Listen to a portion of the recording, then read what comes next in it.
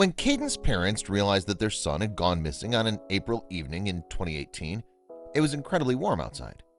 They initially believed he was engaging in a game of hide-and-seek, but quickly realized that that was not the case. They located him after nearly 22 hours of searching, but are stopped in their tracks when they discover he's not alone. In Blount County, Tennessee, the family lived in a small community known as Top of the World. Caden's parents didn't mind if he played by himself as long as he didn't go too far without informing them. Caden was still missing on April 23, 2018, despite the fact that darkness had fallen. Naturally, his parents were concerned about his whereabouts. After all, he usually returned home by 6 p.m. While they were aware that he'd been playing outside, as usual, they became concerned when he failed to return home that evening. But who exactly is Caden Leach? He was a happy and good boy who enjoyed being outside and playing with animals. Chula, his black and white terrier, is his pet. He, like other kids his age, gets into lots of mischief. His parents initially assumed he was simply hiding somewhere in the house. When they realized the error, they contacted James Lee Baring, the Blount County Sheriff. They didn't want to take any chances because it was getting colder and darker outside, and Caden was without a coat. When a child goes missing, it's every parent's worst nightmare. It's only natural for them to want to protect their child, so you can imagine how terrifying it must be when something like this happens. Caden's parents aren't any different. They were baffled as to why their son had vanished so quickly. They did, however, want to find him and return him. There was clearly something out of the ordinary going on here. They had a gut feeling that this was the case, even though they had no knowledge of it. The sheriff of the county was well aware that time was of the essence. He quickly enlisted others' assistance in spreading the word about Caden. A person is usually required to wait at least 24 hours before filing a missing person report. However, because it was a small community, this was not the case.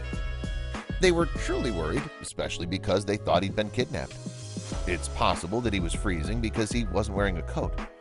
The sheriff had no desire to speculate on the worst-case scenario, so he quickly, and as much as he could, tried to help the family. The Tennessee Bureau of Investigation issued an endangered child alert at 7 p.m. that night. According to the sheriff's office, the alert mentioned Caden's appearance.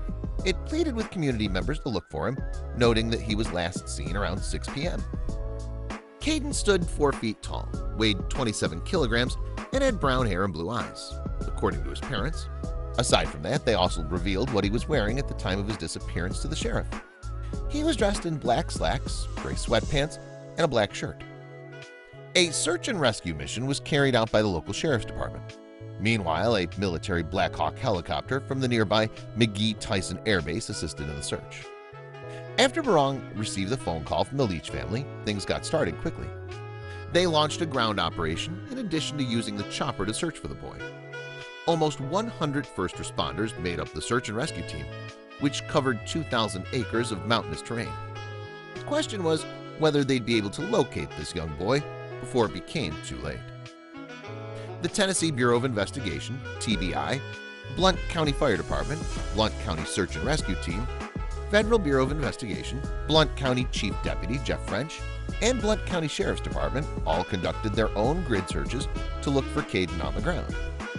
When word of his disappearance spread, members of the local community stepped up to help.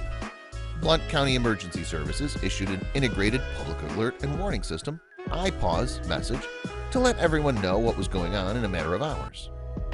When members of the local community received the message, they recognized that they too needed to act. After all, a child's life was at stake here. They were probably reminded of their own children and grandchildren. It had to have struck a chord with all of them.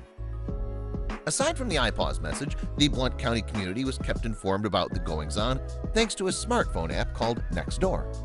This program aided in the spread of the word even more. It's a relatively private social network for residents in a given area. Many people were unable to assist in the search, but they made every effort to assist in any way they could. One of the local volunteers told WVLT News, "We're a very tight community. We try to help everyone. I got a phone call about what was going on. I was coming up the mountain from work and just shot straight over and did everything I could to help."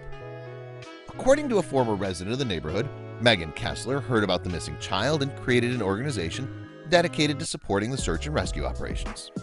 She gave the volunteers food and water. She spoke to WVLT News and said, "We knew it was going to be a long night. She also said, "We brought coffee, chili, whatever they needed. We wanted to make sure we could supply it. They wouldn't let us search, so we did what we could." Everybody pitched in to help spread the word about this breaking story. The Tennessee Endangered Child Alert also shared a photo of the youngster on Facebook. They also described Caden Leach's appearance and the circumstances surrounding his disappearance. The post was also posted by WBIR Channel 10. The post was shared over 2,000 times and received about 350 reactions after it was uploaded with more information. Caden's whereabouts were the focus of the entire community search. Word got around like wildfire.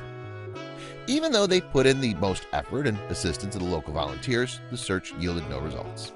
The searchers were unable to locate the young boy. It was dark and it was cold at that point too. As time went on and no one had found the missing boy, authorities became increasingly worried about him getting sick if he wasn't found soon. In his case, the weather was deadly due to the fact that he was not wearing warm clothes. This spurred them to act faster. They were well aware that he was dressed in insufficiently warm clothing to keep him warm during the night. For someone his age and size, that may prove lethal. It was critical that he be located as quickly as possible. This was the point at which the search for Caden drew in an increasingly number of people. They were all aware of the urgency of rapidly locating him. None of them wanted to hear about the possibility of a tragedy as a result of this. For the next couple of hours, the search continued. Within a half-mile radius of the Leach family home, they focused on that area. In order to expand the search into the surrounding rural and mountainous area, they had to wait until morning. His parents were undoubtedly worried about him. They were nervous, scared, and even guilty for allowing him to play outside alone. It took some time, but they eventually found out that Caden was safe and sound. What actually happened? By staying up all night, the residents of the community demonstrated how close-knit and dedicated they were. They provided the volunteers with water and snacks. It was their way of assisting the first responders who had searched for Caden nonstop. Caden had to be somewhere out there, they knew. It was only a matter of staying committed and focused. They had no intention of abandoning the mission until Caden was returned to his family. They were dead set on doing just that. It became a little easier to locate the young boy once it was daylight again. While the search for him remained difficult, no one gave up hope. They were all holding out hope that they'd be able to find Caden alive and well. It was time for the crews to get down and look for Caden some more, now that they had even more ideas of where to look. Caden's parents were naturally concerned that he was scared, hungry, and alone somewhere. Everyone hoped he was doing well. Because it was possible that he'd fallen in or drowned, search crews went to the lake to look for him. They didn't notice him, though. The Black Hawk chopper continued to look for him from above as the ground search continued. They decided to look at the mountainsides and various abandoned buildings in the area after checking out the lake. It was possible that Caden sought refuge in one of those structures to avoid the cold. Sadly, they were unable to locate him there as well. After the early morning hours had passed, they still had no idea where Caden Leach was. His family tried to think of other places he could have gone. Is there something sinister going on here? It sounded like an impossibility in their community to the people there. It made no sense to his parents that he'd vanished without warning. After all, he was well aware of his curfew and the limits of his freedom. Something didn't add up here, and everyone knew it.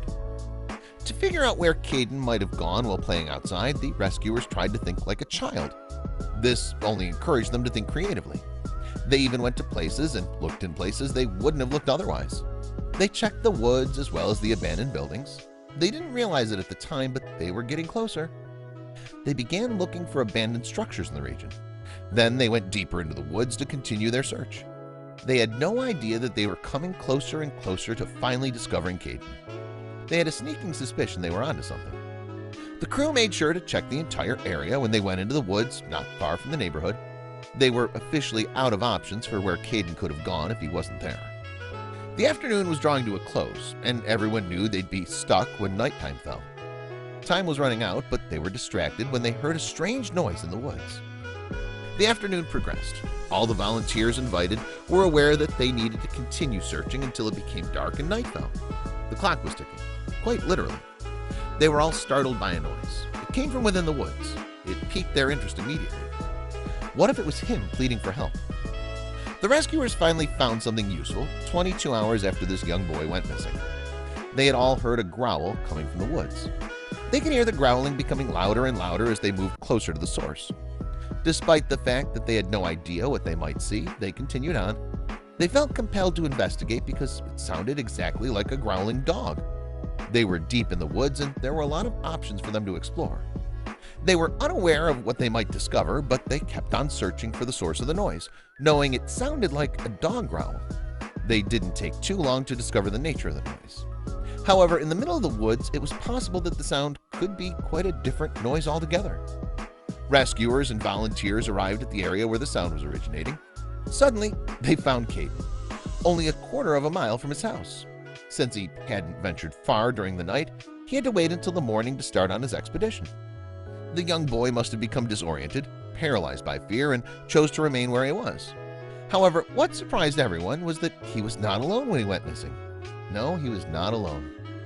Caden Leach had been missing for 22 hours when they found him at 3:30 p.m. that day. They discovered him and discovered what was making the growling sound. Chula, his black and white terrier, was the culprit. The dog growled at the rescuers when they approached Caden, so the dog's a protector, BCSO Chief Deputy Jeff French said in a statement. Chula did everything she could to keep Caden safe and sound throughout the night while they were in the woods. When they discovered the missing boy, he didn't appear to be in good health. When they asked Caden how he felt, he said he was very cold. He wore only gray sweatpants and a black shirt. This accounts for his extreme cold that night.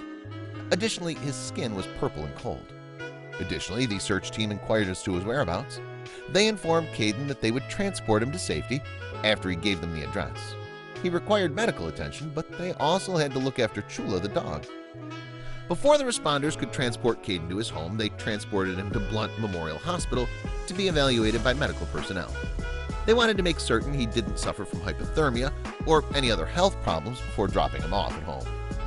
The family was overjoyed to see the little boy safe and sound. Their minds simply couldn't comprehend that Chula was standing right in front of them the entire time. It was almost like something you'd see in a movie or a book. Caden's family decided to issue an official statement while he was being checked out at Blunt Memorial Hospital. They initially had no information about his condition or the circumstances surrounding his disappearance. Nonetheless, his family wanted to express their gratitude to the incredible local volunteers and rescue teams who went above and beyond to help in finding their son.